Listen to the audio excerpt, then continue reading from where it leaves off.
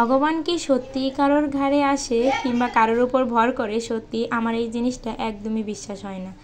জানি ভগবান আছে, আমি ভগবানকে অনেক বেশি বিশ্বাস করি, ভরসা করি, কিন্তু ভগবান যে কারোর ভিতরে এভাবে আসতে পারে সত্যি আমি বিশ্বাস করি না।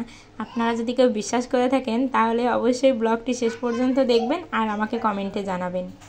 নমস্কার বন্ধুরা, আবার একটি নতুন ব্লগে সবাইকে স্বাগতম জানাচ্ছি। আর আজ কিন্তু দুর্গাপুজোর নবমী, আর এই নবমী তিথিতে আমরা দুপুরবেলাতে সবাই মিলে যাচ্ছিলাম অন্য পাশের গ্রামে একটা ঠাকুরকে বরণ করতে। সেখানে পূজা হচ্ছিল, তারা এসে আমাদের মা দুর্গাকে বরণ করে গেছে, তাই তো আমরা সবাই গোছগাছ করে বেরিয়ে পড়ছিলাম। আর এদিকে দেখুন 3 বান্দর মিলে রাস্তা দিয়ে এভাবেই হেঁটে হেঁটে যাচ্ছিল, উড়ে উড়ে যাচ্ছিল। তারপর অবশেষে মন্দিরে চলে গেলাম, আর মন্দিরে গিয়েই দেখুন কতটা সুন্দর এখানে নাচ হচ্ছিল।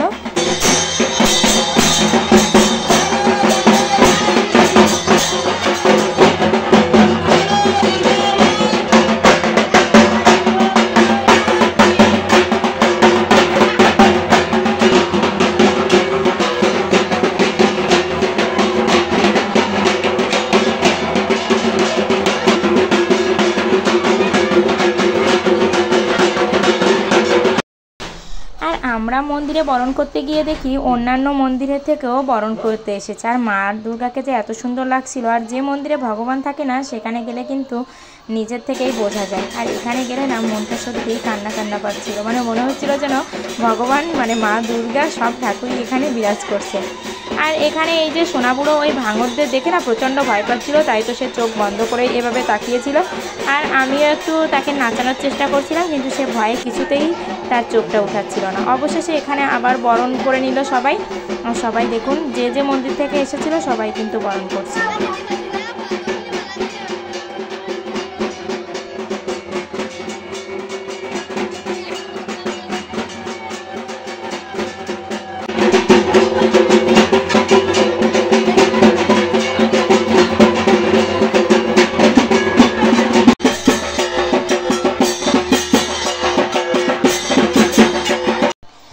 আর এখানে দেখুন এই যে দুটো মহিলা নাচ করছে, যে মহিলাটার চুল ছাড়া সে না নাচতে নাচতে হঠাৎই সে অন্যরকম আচরণ শুরু করে দিল।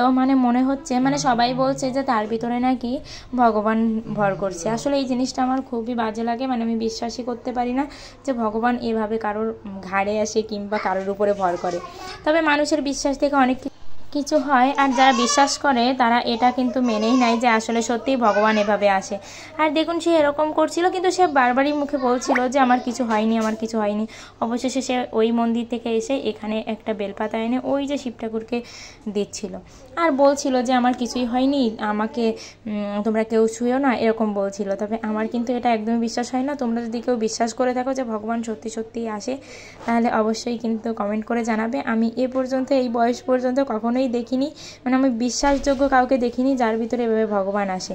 তোমরা যদি কারোর দেখে থাকো তবে অবশ্যই কিন্তু কমেন্টে জানাবে আমাকে।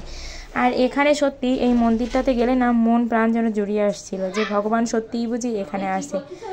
আর অবশেষে এখানে সব মন্দিরের বরণ শেষে সবাই প্রসাদ দিচ্ছিল, আর আমরাও প্রসাদ নিয়ে পরবর্তীতে চলে গিয়েছিলাম আমরা এখানে জগন্নাথ মন্দিরে। আর এটা কিন্তু একজনের ব্যক্তিগত পূজা, তবে তার এই মন্দিরটাতে সব ধরনের ভগবানের পূজা হয় এবং সব ধরনের ভগবানের মন্দিরও আছে। একটা জায়গায় সব মন্দিরই আছে। তার ইচ্ছা আছে ভগবান যদি কৃপা করে তাহলে সে এখানে অনেক বড় মন্দির তৈরি করে যাবে। ভগবান তার মনের আশা পূর্ণ করুক। আজকের ভিডিওটা এই পর্যন্তই।